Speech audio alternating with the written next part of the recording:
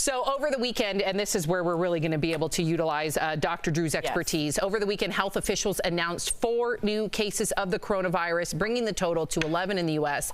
And in China, they are saying they have completed this new hospital, which, by the way, only took them 10 days to build. State news agency reports that it will begin accepting patients today. More than 17,000 people around the world have been infected. 362 have died. Meantime, China is now accusing the U.S. of spreading fear after new travel restrictions were imposed, including a mandatory 14-day quarantine on returning U.S. citizens who have been in certain parts of China. So, Dr. Drew, are we overreacting? Yes. Yes. Yes. I'm hearing this from doctors left and right. Yes, and we are not overreacting. The press is overreacting, and it makes me furious. The press should not be reporting medical stories as though they know how to report it. If we have a pandemic, I won't know how to tell that we're actually having a pandemic because everything is an emergency.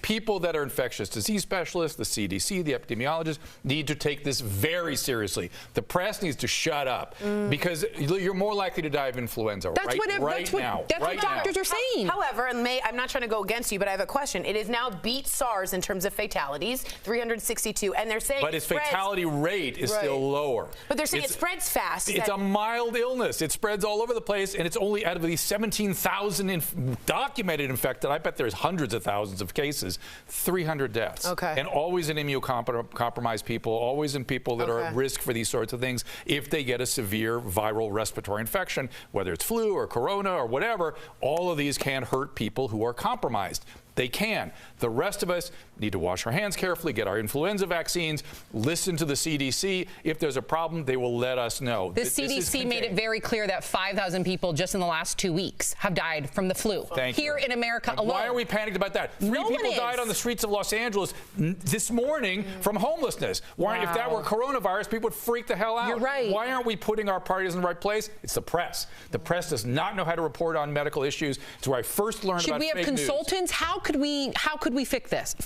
When Anthony Fauci, who's one of the leaders in infectious disease, gets on a national news broadcast and goes, "Don't worry about it. Stop worrying about it." Good to know. And then if there's some data where he says we need to worry about it, then you report on it. Otherwise, shut up. Get your flu vaccine. We talked about this briefly when we were walking in my car, and it was really great to get your opinion on this. You were talking in the car last night? Yeah. You want to talk about this? Well, you know, people always say we want to get money out of politics, but I always say, well, what about getting money out of clickbait?